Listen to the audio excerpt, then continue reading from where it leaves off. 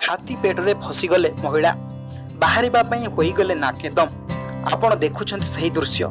एही घटनाटी हेउछि एक मंदिर परिसररे थिबा हाथी मूर्तिर दृश्य। एही हाथीर पेट तळे गोटिए पटरु पसी अन्य पटे बाहरिबाकू चेष्टा करूछन्ति जणे महिला। एही दृश्यरु जणा पड़े जणे सुस्थ सबल थिबा महिला जनक हाथीर गोटिए पेट तळे पसी अन्य पटे बाहरिबाकू करूछन्ति चेष्टा। तांको जणा अछि जे हाथीर पेट तळे थिबा फांका भितरे तांका मोटा शरीर जाई परिबो नाही। यह सत्वे से हाथीर पेट तळे गोटिए पटरु पसी अन्य पटे बाहरिबाकू करूछन्ति चेष्टा। भल भाବରେ देखंतु महिला जनक केमिति कष्टे मष्टे हाथीर पेट तळे बाहरिबाकू चेष्टा करूछन्ति एवं से हसी हसी जणाई देबाकू चाहुछन जे से आराम से बाहरी परिबे। एथुर लागुछि जे संपूर्ण विश्वास करन्ते जे तांको स्थूल शरीर हेले मध्य से हाथीर थिबा पेट तळे थिबा फांका स्थान भितरे बाहरी परिबो। देखंतु से तांकर अधा शरीर बाहरी करि दैथिले एवं पूरा बाहरिबा संभव हेउ नाही।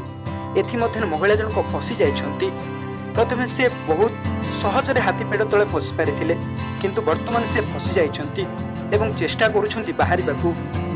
चेष्टा परे भी से जेतेबेले बाहरी पारुनांती से गंभीर होई जाउछन्ति। तांको मुहरु जणा पडुछि जे से केते चिंतित एवं भयर अछन्ति। स्थूलकाय शरीर जोगु से फसी जाइछन्ति। तांकर ए अवस्था देखि पाखर थिबा किछि भक्त तांको सहाय्य करिबाकू आगे आसुछन्ति। भल भाବରେ देखंतु किछि महिला तांको हाथ धरी आगो टाणुथिबा बेले किछि महिला तांको गोड़ धरी पछरु ठेलुछन्ति किंतु हाथी पेट तळु बाहरिबा संभव हेउ नाही।